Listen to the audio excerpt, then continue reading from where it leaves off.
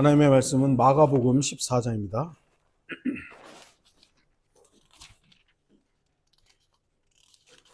마가복음 14장 37절에서 38절입니다.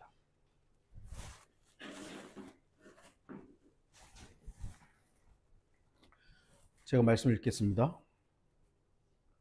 그리고 와서 그들이 잠들어 있는 것을 보시고 베드로에게 말씀하시기를 시몬아 자느냐 내가 1시간도 깨어 있을 수 없더냐 너희가 시험에 들지 않도록 깨어 기도하라 참으로 영은 준비되어 있지만 육신이 연약하구나 라고 하시더라. 말씀의 제목은 내가 자느냐. 성경은 잠에 대해서 여러 가지로 말씀합니다. 전도서 5장 12절 노동자의 잠은 그가 적게 먹든지 많이 먹든지 간에 달지만 부자의 풍부함은 그로 하여금 자지 못하게 하리라. 잠만큼 사람에게 공평한 것은 없을 것입니다. 이 세상에서 부유하고 권력 있고 유명하다는 그런 사람들은 오히려 정직한 노동자가 매일 맛보는 단잠을 누리지 못하는 경우가 허다하기 때문입니다. 하나님의 일을 하는 하나님의 사람들에게도 잠은 매우 유익합니다. 엘리야 선지자의 경우 바알과 아세라 선지자들과 대결해서 승리를 거둔 후 너무 이제 이세벨이 두려워가지고 지치고 외로운 나머지 열왕기상 19장에 오 주여 이제 내 생명을 취하소서 내가 내 조상들보다 낫지 못하나이다 죽여달라고 한 것이죠. 그런데 하나님께서는 엘리야에게 어떤 처방을 내리셨는지 아십니까? 뭐 엄청나게 대단한 그런 것을 한 것이 아닙니다. 엘리야를 향나무 아래 누워 잠들게 하고 그에게 숯불에 구운 과자와 물 한 병을 주셨습니다. 엘리야는 잠들어 쉬었고 일어나 먹고 마시고 나서 그 다음 다시 전능하신 하나님을 만나러 길을 떠났던 것입니다. 뭐 대단한 것을 한 것이 아니에요. 잠자게 한 것이죠. 예수님께서도 사도들이 막 풍랑 중에 급박한 상황에서 막 소리치면서 막 일하고 열심히 일하는데 예수님 저쪽에 가서 주무시고 계시죠. 온전히 아버지 하나님을 믿는 신뢰의 표현을 잠자는 것으로 나타내 보이셨던 것입니다. 제자들은 죽게 되었다고 막 소리치고 있는데 예수님께서는 그 폭풍 가운데 배 뒤편에서 주무셨던 것입니다. 왜 잠잘 수 있었던 것이죠? 온전히 아버지께 모든 걸 내어 맡겼기 때문이죠. 또한 베드로가 감옥에 들어가게 됩니다. 다음 날이면 유대인들 앞에서 먼저 죽은 야고보처럼 죽을지도 모르는 그런 상황이었습니다. 그런데 베드로는 감옥에서 잠을 잡니다. 얼마나 깊이 잠들었는지 천사가 왔는데도 모르고 자고 있는 거고 안 일어나니까 옆구리를 툭 쳐가지고 깨울 만큼 깊이 잠들어 있었습니다. 어떻게 그게 가능할까요? 하나님께서 그 잠을 주셨고 그 잠을 잘 만큼 모든 것을 아버지께 내어 맡겼기 때문에 가능하죠. 아이들이 엄마 품에서 잠들 때가 제일 행복해 보이잖아요. 왜죠? 모든 게 엄마한테 달려있기 때문이에요. 하나님의 종들이 하나님의 온전한 뜻 가운데서 하나님의 일을 하고 있다면 이들에게서 그 어떤 것도 하나님의 선물인 평안한 잠을 빼앗아갈 수 없습니다. 그러니까 그리스도인들이 아버지 하나님 온전히 모든 것을 의탁할 때 그 평안은 그 누구도 뺏어가지 못하죠. 그것이 전쟁통이든 환난 가운데든 사자 앞이든 그 어떤 것도 빼앗아 갈 수 없습니다. 여러분 매일 밤 잠을 주무시죠? 네. 어떤 잠을 자고 있습니까? 뭐 여러 가지 요인이 있습니다만 저도 목회만 했을 때보다는 빨리 우리 자매가 얘기하기로 당신은 누우면 자 그래요. 예. 그냥 누우면 저는 안 곤다고 생각하는데 코를 그냥 곤대요. 여러분들도 그러실 거예요. 왜 잠을 못 드냐면 뭐 여러 가지 요인이 있습니다만 불안하고 거기에 마음 뺏기면 잠을 잘 만큼 여유가 없기 때문에 계속 깨어 있게 되는 것이죠. 그리스도인은 주님께서 주시는 평안한 잠을 잘 수 있어야 합니다. 잠언 3장 24절 내가 누울 때 두려워하지 아니하리니 정녕 내가 누울 것이요 내 잠은 달리로다. 반대로 성경은 잠을 부정적으로 묘사하는 부분도 있습니다. 예를 들어서 유다 왕 히스기야 시대에 이스라엘을 침공했던 아시리아 왕 산헤립은 주의 천사가 하룻밤 사이에 자신의 군대 18만 5천 명을 죽이는데도 잠들어 있었습니다. 잠들어 있으면 안 되는 순간에 잠들어 있었던 것이죠. 그러니까 자기 18만 5천 명 어마어마한 숫자잖아요. 그 사람들이 죽어가는데도 왕은 잠자고 있었던 것이죠. 요나는 어떻습니까? 하나님의 부르심을 거절하고 타시스로 가는 배 밑층에서 잠들어 버렸습니다. 결과적으로 그는 바다에 던져지게 되었습니다. 저는 뭐 오늘 잠에 대한 모든 부분을 다 다룰 수는 없습니다. 성경에서 잠을 부정적으로 다루는 몇몇 구절만 살펴볼 것입니다. 그러므로 인해서 주님께서 주시는 권면이 무엇인지 함께 배워야 하는 것입니다. 육신으로 인한 잠이 있죠. 육신의 잠이 있습니다. 이 잠은 하나님께서 피조물에게 주신 지극히 정상적인 부분입니다. 안 자는 피조물이 있나요? 없는 것 같은데요. 언젠가 한번 그 실험을 했는데 과학자들이 실험을 했는데 얼만큼 안 잘 수 있는 것인가. 네, 그리고 이제 그 대학생들한테 이게 돈을 주면서 실험에 참여하라고 하는 것이죠. 네, 안 자고 버티는 거예요. 근데요, 안 자니까요, 큰일이 납니다, 진짜. 막 사람이 거칠어지고요, 막 스트레스가 나고요, 막 공격적이 되고, 어마어마한 부정적인 그런 반응이 나오는 거예요. 중간에 실험을 멈춰버리는 것이죠. 그러니까 잠은 하나님께서 모든 피조물에게 주신 정상적인 기능이에요. 자야 되는 겁니다.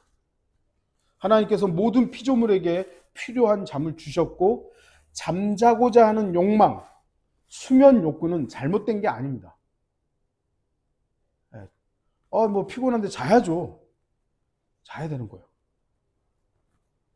오늘 본문에서도 제자들은 잠들었죠? 잠든 것 자체가 잘못된 건 아니에요. 하지만 문제가 따로 있었던 것이죠. 주님께서는 모든 죄인들의 죄의 짐으로 인해서 엄청난 중압감으로 신음하며 아버지 하나님의 뜻만을 붙들기 위해 기도하고 있었습니다. 하지만 제자들에게 이러한 죄의 짐을 같이 나눠지자고 말씀하신 게 아니에요. 야, 내가 이렇게 지금 너무 힘들고 이 잔이 너무나도 버겁다. 그러니까 이 잔도 같이 나눠들자. 이게 아니죠. 내가 이렇게 아버지 하나님 앞에 아버지의 뜻을 구하는 기도하고 있을 때 너도 잠깐 좀 깨어서 기도해라. 이런 것입니다. 제자들에게 너희가 시험에 들지 않도록 깨어 기도하라고 말씀하신 거예요. 왜? 앞으로 이제 시험이 올 거잖아요. 유다가 구인들 데리고 오는 그 시험이 있는데 거기 물론 제자들은 그 내용은 몰랐지만 예수님께서는 시험에 들지 않도록 깨어 기도하라. 그러면 주님 앞으로 어떤 시험이 올지 모르지만 주님 저희가 다 대처할 수 있도록 도와주시오. 이런 기도를 하고 있었어야 되는 것이죠. 잠들어 있는 베드로를 보시고 시몬아 자느냐 하셨고 제자들을 보시고 어찌하여 너희가 자고 있느냐고 꾸짖으셨습니다. 깨어 기도하지 못하는 것에 대한 꾸짖으심이시지 자신이 져야 할 짐을 함께 지지 않았음을 책망한 것이 아닙니다. 잠자야 할 때와 깨어있을 때를 구분하지 못하는 것에 대한 책망이었습니다. 제자들은 그때는 잠자는 것 자체는 뭐 허락되는 부분이지만 그때는 좀 깨어있으라고 했으면 깨어있었어야 되는 거죠. 자신의 육신의 잠에 대한 욕망을 좀 절제할 수 있었어야 되는 거예요. 사도 바울은 사람들이 자신의 몸을 사랑하는 것을 당연하다는 식으로 말을 합니다. 에베소서 5장 18절 같은 경우, 그러므로 남자들은 자기 아내를 자신들의 몸처럼 사랑해야만 한다고 하죠.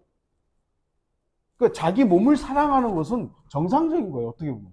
문제는 과도한 게 문제죠. 아까도 말씀드렸잖아요. 내 몸을 내가 다치지 않게 하고 내 몸을 건강하게 유지하는 것, 그거 중요한 겁니다. 근데 그게 정도를 지나쳐서 거기에 모든 것이 집중되어 있는 게 문제죠.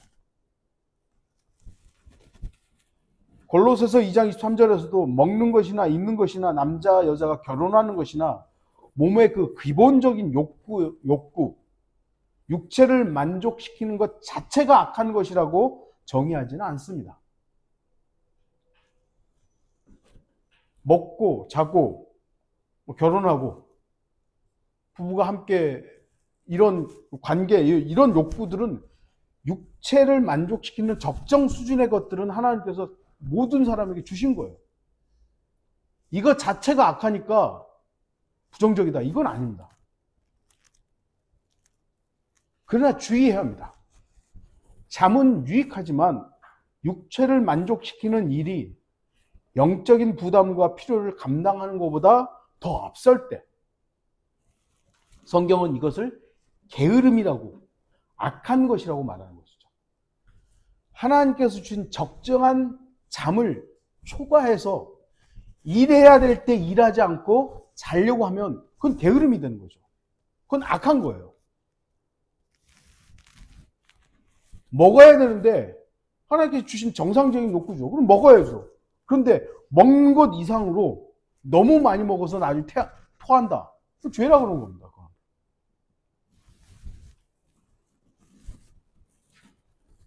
풍성한 계시를 받았고 주 예수 그리스도의 이름을 위하여 고난받는 데 있어서 그 어떤 사도들보다 뒤질 것이 없었던 사도 바울도 내가 몸을 억제하여 복종하게 함은 다른 사람들에게 전파한 후에 어떻게 해서든지 내 자신이 버림을 받지 않게 하려는 것이라. 몸을 억제하여 복종케 함은 그래요. 몸을 이렇게 뭐라 그러죠? 아까 몸을 사랑하는 것, 이거 자체가 악한 것은 아니지만 이 몸을 사랑하는 것이 과도하고 너무 이것만 추구하고 몸이 원하는 것만 하다 보면 이건 안 되기 때문에 이 몸을 억제하고 이 몸을 복종케 하는 것, 이렇게 함으로 이렇게 한다라는 것이죠. 해야 한다는 것입니다. 자신이 선한 믿음의 선한 싸움의 중요한 영역 중에 하나가 이 사도 바울이 말했던 선한 싸움, 영적인 선한 싸움의 한 부분이 뭐냐면 몸을 통제하는 것이라고 말하는 겁니다. 데살로니가전서 5장 23절 24절, 화평의 하나님 바로 그분께서 너희를 온전히 거룩하게 하시고 너희의 온 영과 혼과 몸이 우리 주 예수 그리스도께서 오실 때까지 책망할 것이 없게 보존되기를 하나님께 기도하노라. 너희를 부르시는 분은 신실하시니 그가 또한 이것을 행하시리라. 하나님의 뜻은 우리의 온 영과 혼과 몸이 온전하게 보존되는 것입니다. 그러나 영, 혼, 몸이 아니라 몸, 혼, 영의 순서로는 하나님의 보호하심을 기대할 수 없습니다. 몸이 우선되면 안 되는 거예요. 우리 영적인 일들을 먼저 우선시하는 것이죠. 다시 말해 우리의 몸에 정상적인 욕구를 충족시키는 것 자체가 죄는 아니지만 그것이 하나님의 일을 거스르고 특히 하나님과 나 자신의 개인적인 교제를 방해한다면 이것은 반드시 십자가에서 처리되어야 할 옛사람의 타락한 본성인 것입니다. 잠자려고 하는 욕구는 정상적인 거예요. 근데 너무 오래 자다 보니 말씀을 읽어야 될 것, 기도해야 될 것, 이걸 놓쳐버리고 그냥 계속 안아버리면 이거는 잘못된 것이죠. 하나님께서 자신의 생활에서 마주치게 하시는 모든 영적, 물리적 일들에 적절히 대응하는 것은 매우 중요하다는 것을 알아야 됩니다.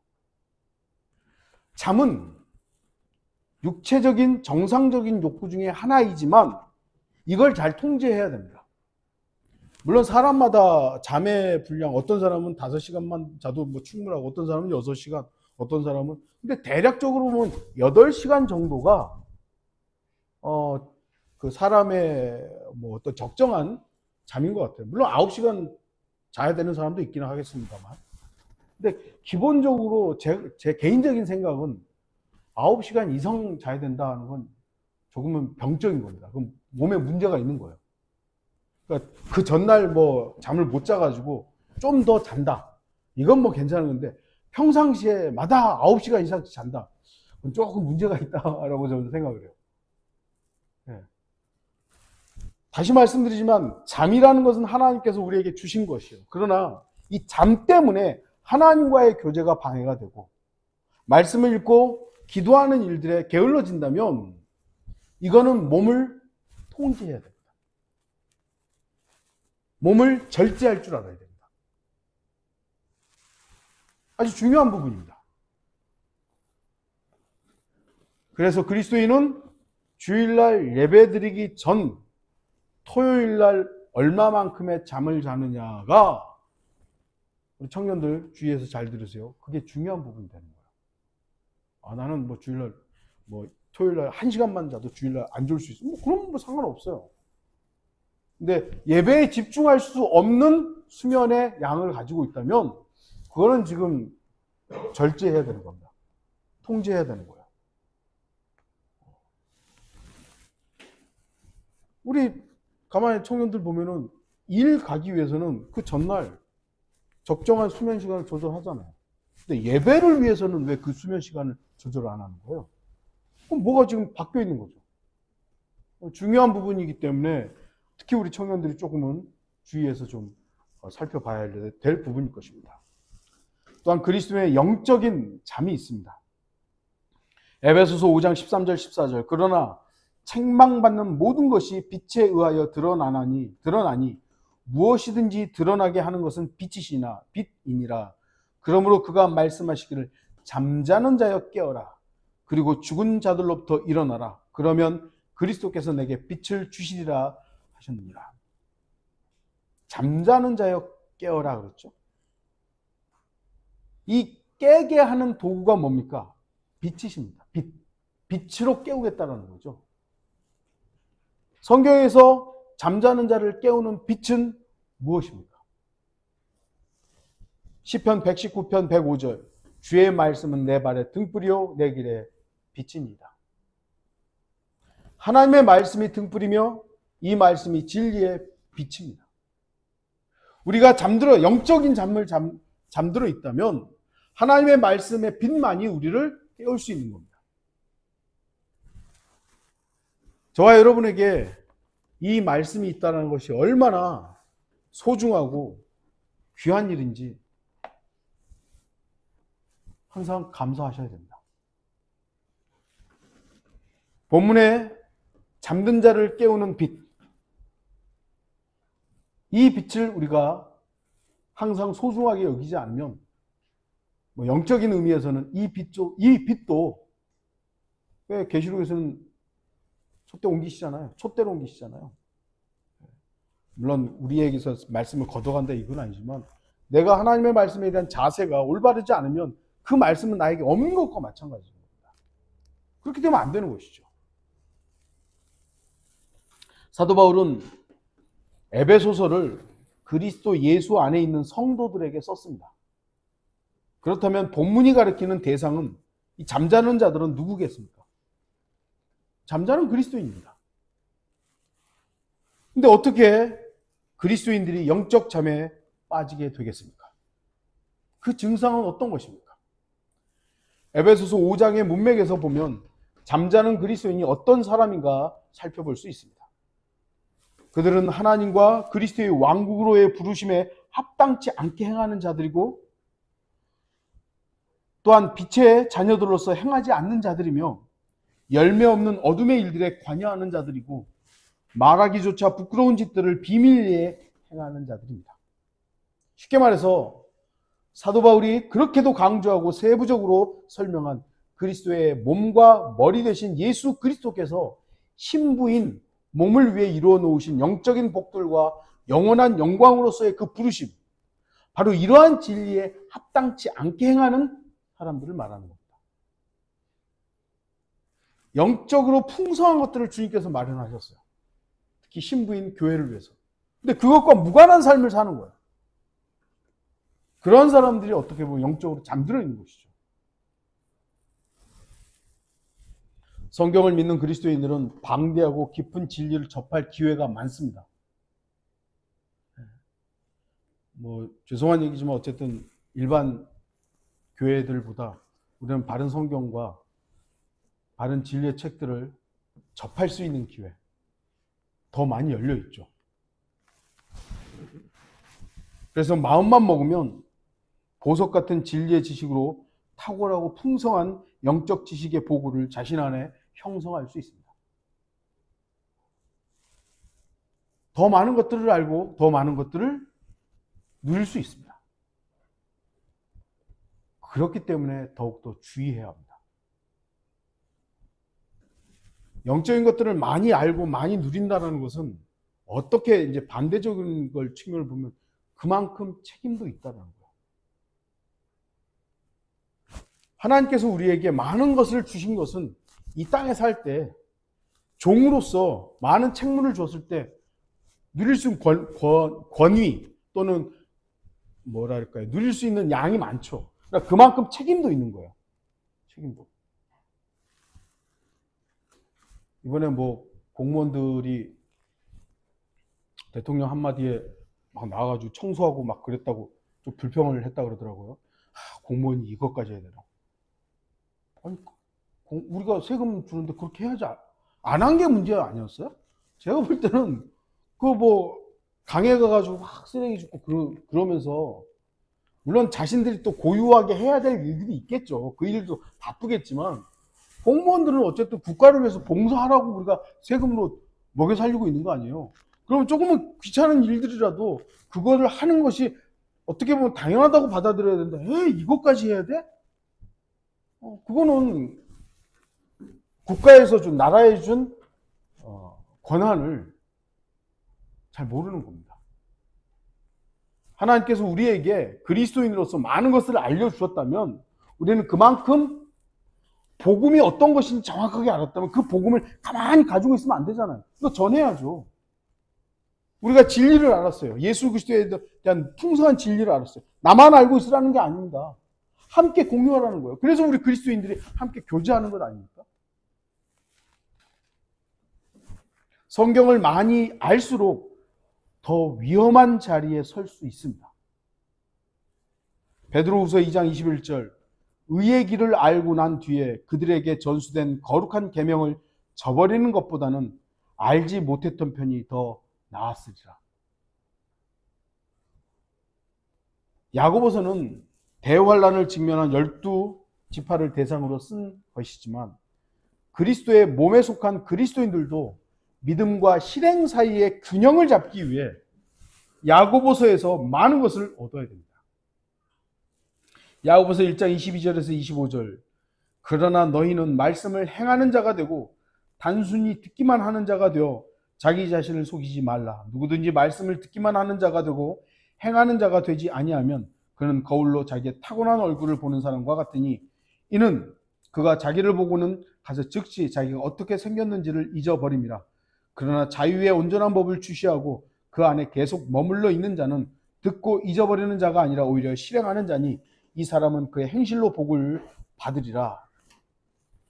진리의 말씀을 알면서도 실행하지 않는다면 그 사람 안에 있는 많은 지식과 그 빈약한 실행의 차이에서 기만과 위선이 발생하게 되는 겁니다.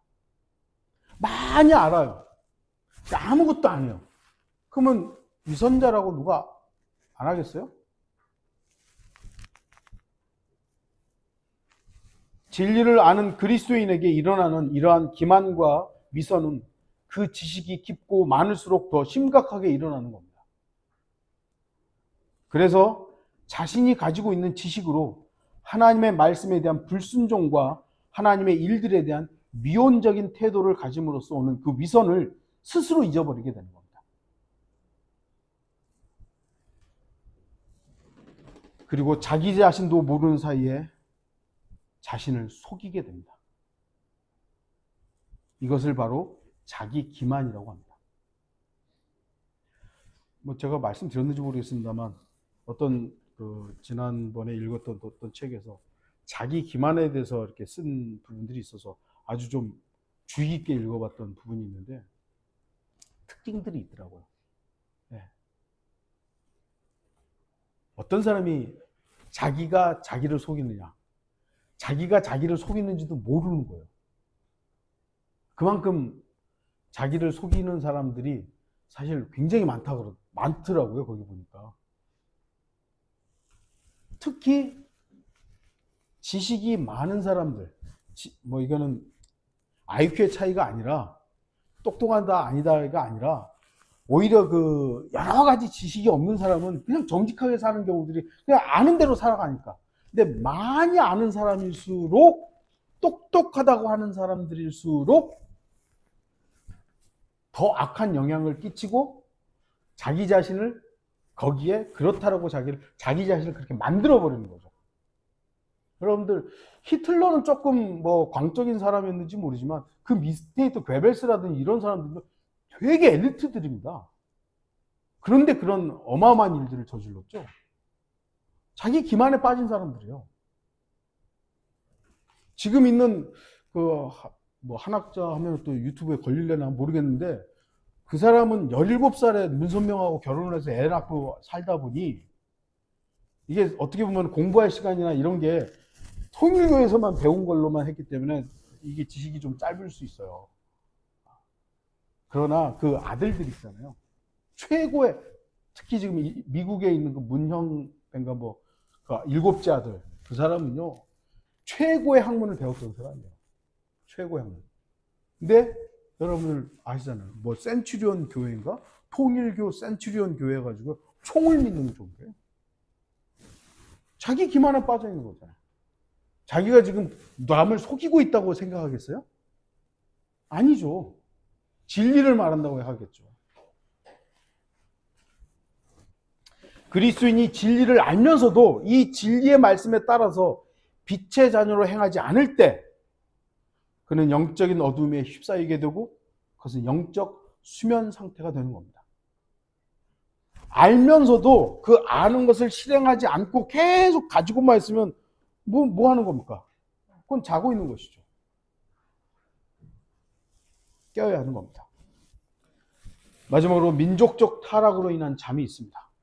이사야 29장 10절에서 12절. 이는 주께서 깊은 잠의 영을 너희에게 부어주사 너희의 눈을 감기게 하셨음이니 그가 선지자들과 너희 치리자들과 선견자들을 가리셨느니라.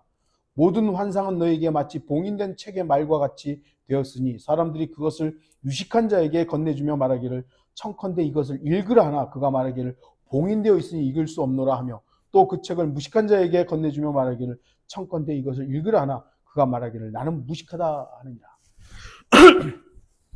왜 못 읽냐면 하나님께서 가려버리기 때문이에요. 가려버리기 때문에. 왜 가리신 거죠? 성경에는 하나님께서 누군가를 속이시고 기만하시죠. 왜죠? 그 사람 자체가 진리를 싫어하기 때문입니다. 진리를 수용하려는 그 마음의 자세가 되어 있지 않기 때문에 하나님께서 고의로 믿지 않는 그 사람들을 가려버리는 거예요. 속이시는 겁니다. 이스라엘 백성들이 하나님을 찾아야 되고 하나님을 영화롭게 해야 되는데 우상 숭배하는 거예요. 그러니까 하나님께서 그 민족을 잠들게 해버린 거죠. 가려버린 겁니다. 우리가 이스라엘의 역사를 알듯이 하나님을 잊어버린 백성들은 그들에게는 칼과 기근과 역병과 전쟁만 있었습니다. 우리가 살고 있는 이 나라의 만연한 죄에 대해서 살펴보면 너무나도 심각합니다. 종교와 정치는 결탁하여 수많은 악행을 일삼으며 권력자들과 부유층들의 그 마약 소비는요, 이게 이제는 점점 드러나고 있잖아요. 조금씩 드러나고 있는데요. 그거 아주 일반화되어 있나 보더라고요. 우리는 여기 있는 우리 청년들이나 나이트클럽이나 이런 데 안 가지만 거기 가면 이 마약 성분이 들어있는 술을 그냥 마신대요. 이게 우리하고는 좀 너무 먼 얘기 같지만 이 사회에 지금 퍼져 있는 것들이에요. 그러니까 대통령이 나서서 마약 단속한다 그랬는데 그게 지금 안 되고 있는 거죠. 미국이 지금 그래서 강력하게 그 마약 단속을 하려고 하는데 잘 안 돼요. 그러니까. 대통령부터 나서가지고 어떤 베네수엘라인가 그 나라를 그냥 그렇게 강압을 하는데도 이게 계속 밀수해서 들어오는 거예요. 우리나라도 그러지 말란 법이 없어요, 지금. 마약 안전지역이 아닙니다. 인기 연예인들과 유튜버들, 돈 많이 버는 유튜버들, 가만히 보면 심각한 우울증들이 다 있더라고요. 공황장애 뭐 이러고. 자살하잖아요. 그렇게 돈 많이 버는 사람들이. 화려한 세상 불빛에 가려가지고 희미하게 가려져 있는 것이요. 그런 부정적인 것들은. 사람들은 아까 우리 성경 공부 시간 말해서 화평, 평화, 세상 더 좋아진다, 좋아진다. 야, 봐라, 좋아진다. 좋아지는 거 아닙니다. 뭐 지도자가 뭐 대통령이 바뀌고 뭐 청사진을 막 많았는데 뭐 저도 우리나라가 좀 더 뭐랄까요 발전하고 경제가 좋아졌으면 하는 그런 개인적인 바람이 있습니다. 그러나 그런 장밋빛 청사진은 결코 하나님이 기록된 말씀으로 제시한 게 아니에요. 기록된 말씀으로 제시한 인류의 미래는 암담한 겁니다. 암담해요. 물론 우리가 지금 살고 있는 이 사회가, 이 나라가 조금이라도 변화되는 것, 하나님께서 죄로 인해서 잠들게 하셨던 이 부분들에 대해서 우리 그리스도인들은 선지자들이 했던 것처럼 깨라고, 돌이키라고 선포해야 되는 것마저 멈춰야 되는 건 아닙니다. 사도 바울도 경고합니다. 하나님의 선택된 백성도 맹렬한 진노의 심판을 받았습니다. 바른 성경을 믿고 성경대로 믿는, 성경대로 하나님의 뜻을 수행하려는 그리스도인들이, 우리 그리스도인들이 멈춰 있다면 하나님께서 우리 그리스도인들에 대해서 그냥 침묵하셔야 되겠습니까? 또한 은혜의 복음을 거부하는, 진리를 받아들이지 않는 이방 민족들에 대해서 하나님의 심판이 있을 수 있다는 거예요. 이 나라가 점점 하나님을 두려워하지 않는 방향으로 간다면 전쟁, 하나님께서는 죄를 심판하는 도구로 분명히 전쟁도 사용하시니까요. 저는 부디 이 나라, 이 땅에 전쟁이 안 일어나기를 간절히 소망하고 기도합니다. 하지만 죄를 죄로 여기지 않고 악을 악으로서 인정하지 않으면 하나님께서 가만히 있어야 할 이유가 없는 것이죠. 그래서 우리는 이 나라를 위해서 기도해야 합니다. 흔히 미국에 있었던 부흥을 대각성이라고 말합니다. 영어로는 Great Awakening이라는 단어를 사용하죠. 문자 그대로 하면 크게 깨우다 이거예요. 각성, 대각성이라고 하죠. 하나님의 사람들이 잠들어 있던 미국을 크게 깨웠습니다. 그 미국이란 나라가 청교도들, 그리고 신앙의 자유를 찾아서 왔던, 그 이후에는 여러 가지 이유가 있습니다만, 어쨌든 대다수의 청교도들을 통해서 그 나라가 형성되는 귀한 일들이 있었던 것이죠. 그런데 시간이 흐르고 하다가 이 나라가 타락하게 됩니다. 그러니까 1900년대 초부터 시작해가지고 이 그리스도인들이 이대로 안 된다. 깨어야 된다. 하나님께 돌이켜야 된다. 죄를 회개해야 된다. 각성운동이 일어났던 것입니다. 많은 목회자들이, 많은 거리 설교자들이, 많은 복음 전파자들이 미국을 깨웠던 것입니다. 그래서 그 당시에 어마어마한 부흥의 역사가 일어났던 것이죠. 그러니까 역사책에 남을 만큼 큰 일들이 일어났던 것이고 미국이 그때 깨어났던 것입니다. 지금 이 나라에는 영적 대각성 때 미국처럼 이 나라를 잠에서 깨울 만한 하나님의 사람들이 있을까요? 물론 마지막 때이기 때문에 그건 불가능하죠. 그건 우리 생각일 수 있죠. 하나님께서 못하시는 일이 뭐가 있습니까? 어떤 나라가 대각성이 일어난다고 해서 마지막이 미뤄지는 건 아닙니다. 니느웨가 잠깐 동안 하나님께로 돌이켜서 그들이 회개하고 그 시간이 약간 유예됐지만 결국 니느웨는 망했어요. 우리나라가 하나님 앞에서 정말 회개하고 민족적으로 그럴 가능성이 있는지 없는지는 우리는 몰라요. 그렇지만 하나님의 사람들은 이 나라, 이 민족을 위해서 기도해야 된다는 겁니다.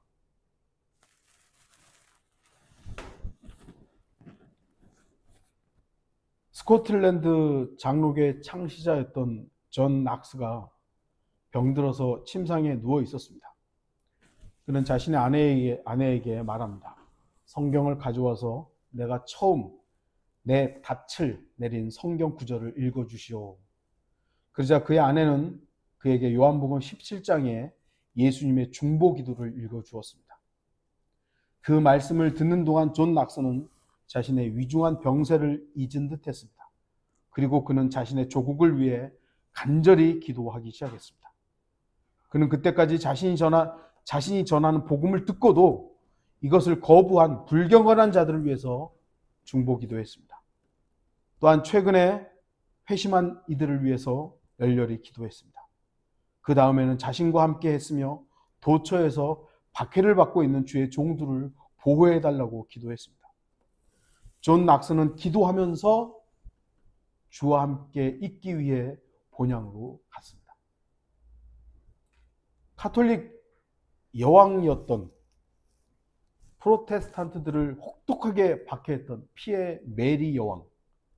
이 여왕은 존 낙스가 하나님의 사람인 것과 그가 그의 조국을 위해 기도한다는 것과 하나님의 진리를 가감없이 전파했다는 것을 알았습니다. 그래서 이 피에 메리 여왕이 뭐라고 얘기했냐면 나는 수만 명의 적군들보다 존 낙스의 기도가 더 두렵다. 그런 말을 남깁니다.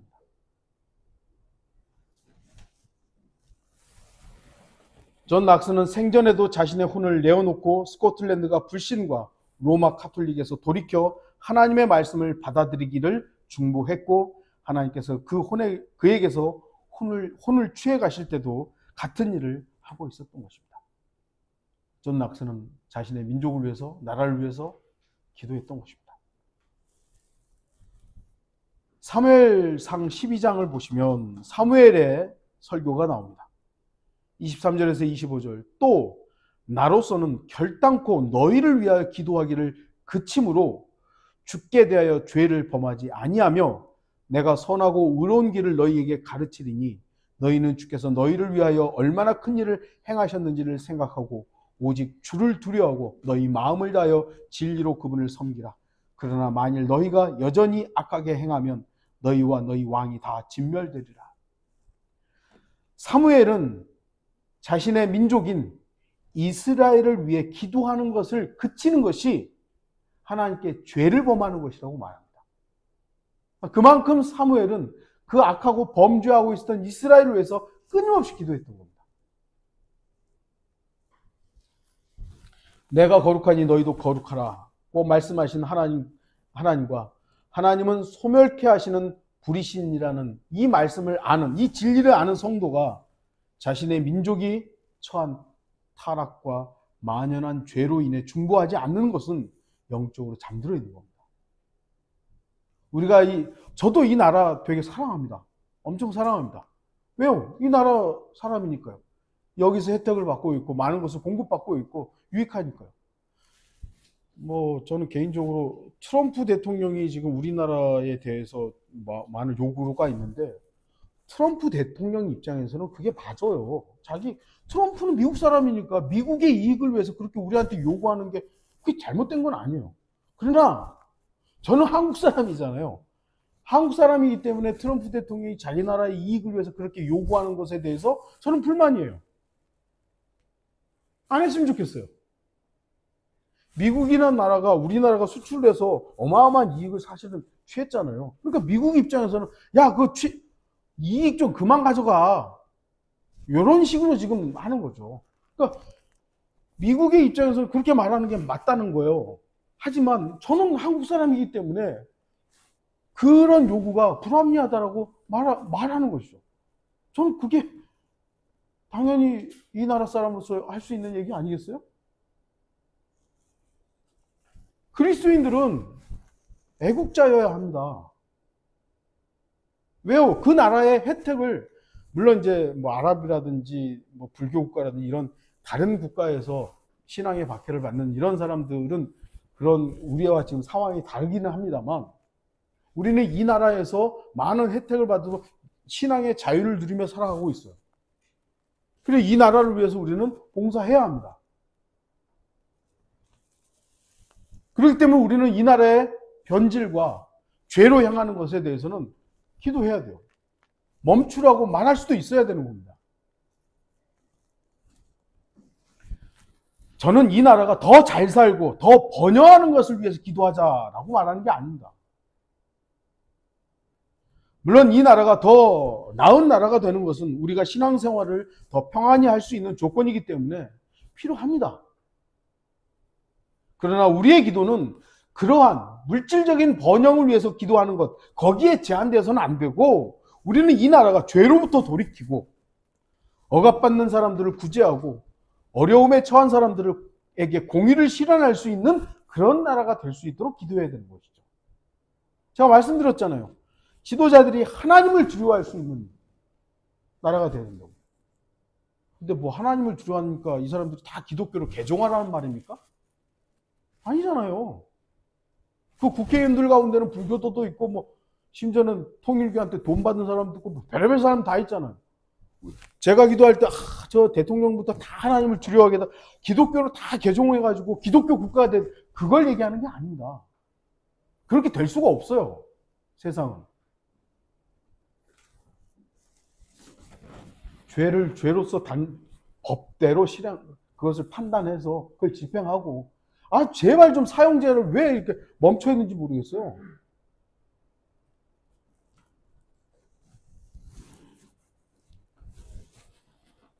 물론 온전한 천국과 하나님의 나라는 주님께서 이 땅에 오셔야만 실현 가능합니다.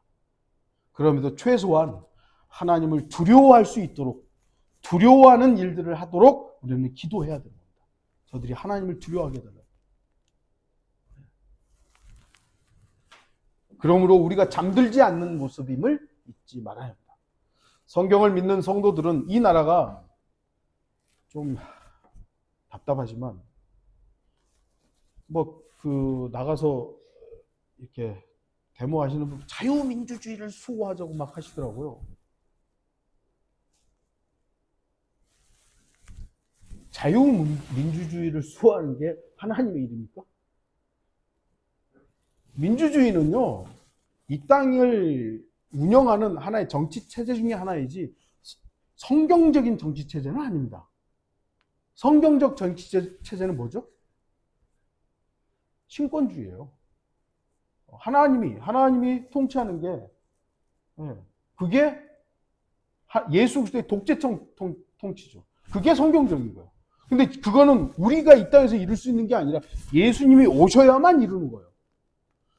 그 전에는 가장 그래도 우리가 믿음 생활을 온전히 할 수 있는 정치 체제가 민주주의이기 때문에, 우리는 이 민주주의가 성경적인 거기 때문에 지켜야 되는 것이 아니라 우리의 믿음 생활을 할 수 있는 가장 보편적인, 그래도 가장 합리적인 정치 체제이기 때문에 용인하는 거예요. 받아들이는 것이고 인정하는 것이죠. 이게 성경적이기 때문에 자유민주주의를 수호해, 이건 아닙니다. 근데 왜 거기 나가가지고 막 자유민주주의를 수호하자고 막 외치는지. 그러니까 성경을 모르는 거죠.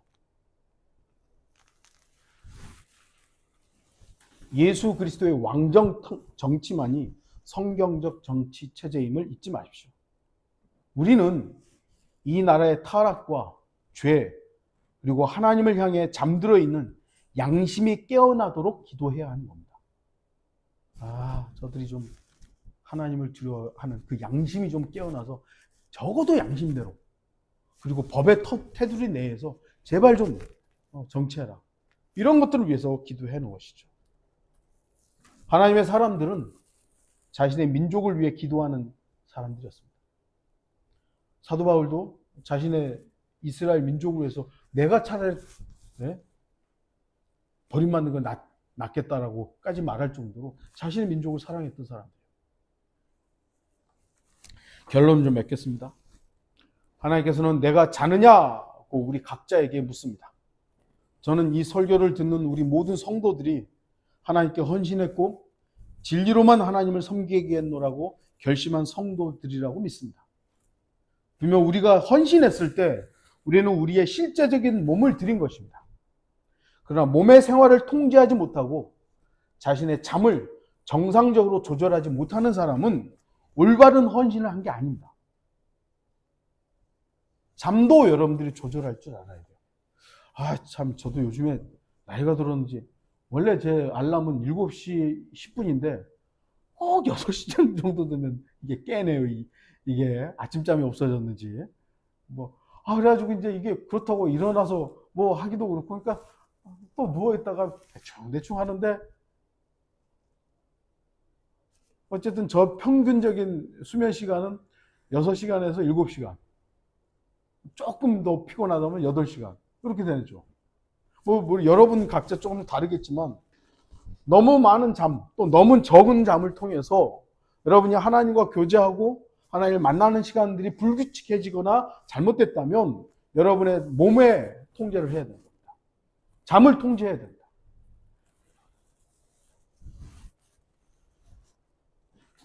게으름에 빠질 만큼 잠들어 있지 마십시오. 너무 피곤해가지고 하나님을 섬기는 것에 제한받는 만큼 잠을 적게 자지도 마십시오. 주님께서 주신 정상적인 잠을 조절하지 못한다면 여러분은 잠을 통해 마귀에게 악용될 수 있다는 것을 주의해야 합니다. 또한 내가 영적인 부분에서 지금 어떤 상태인지 항상 말씀의 등불, 빛으로 점검하십시오. 내 영적 상태가 어떤 것인가. 안다고 해서 그것이 곧 실행되는 것은 아니라는 것. 그것을 인정하고 신앙 생활이 되도록 하십시오. 신앙이 그냥 머리에 여기에 머물러서 그거 나 알아. 여기에 끝나는 것이 아니라 이것이 실제적인 삶으로, 손으로, 발로 실행될 수 있도록, 생활이 될 수 있도록 여러분 깨어 있으십시오. 우리는 성경을 믿는 사람이라고 우리 각자의 정체성을 말하며 영적으로는 이 땅에 남아있는 소수의 남은 자들이라고 말할 수 있을 것입니다. 어쩌면 하나님의 자녀들이 사는 이 세상은 언제나처럼 소돔이고 이집트고 우리 주 예수 그리스도를 십자가에 못 박았던 로마라고 할 수 있을 것입니다. 그러나 소수의 남은 자가 자신의 민족을 소돔과 같이 불 가운데로 멸망케 내버려 둘 것이냐, 아니면 니느웨와 같이 제 가운데서 회개케 할 것이냐는 어떻게 보면 어떤 의미에서는 우리에게 달려있다고 할 수 있을 것입니다. 이 나라를 위해 기도하는 것은 어쩌면 선택사항이 아니라 우리에게 필수사항일 수도 있습니다. 나라를 위해서 기도하는 것은 우리 도시를 얘기해요. 예루살렘이라는 도시를 위해서 기도하잖아요. 성경에 시편에 나오죠. 이 예루살렘의 평화를 위해서 기도하는 건 어떤 의미죠? 주님 빨리 오시라는 얘기예요. 저는 의정부의 평화를 위해서 기도하지 않아요. 저는 이 땅의 평화를 위해서 기도하지 않아요. 단지 이 나라가, 또 이 시가 하나님 앞에서 죄를 죄로 인정하고 죄를 멀리하고 공의와 정의를 실현하는 하나님께서 주신 기본적인 양심에 의해서 통치되는 그런 나라가 되기 위해서 저는 되기를 바라는 마음에서 기도하는 것입니다. 주님께서 물으십니다. 시몬아, 내가 자느냐? 기도해야 될 때 자고 있으면 안 됩니다. 지금은 우리가 깨어 있을 때입니다. 물론 육신은 자야 되고 또 피곤하면 좀 쉬어야 되지만 영적인 부분에서는 깨어 있어야 됩니다. 그래서 나 자신의 육신의 잠도 조절할 줄 알아야 되고, 영적인 부분에서 내가 잠들고 있다면 깨어야 하고, 또한 나라와 민족의 영적 잠을 위해서 깨어나도록 기도해야 됩니다. 우리 개인이 깨어야 하고 우리 주변에 영적으로 잠든 자들을 깨우기 위해 기도하는 저와 여러분들이 되기를 바랍니다. 다 같이 기도하시겠습니다.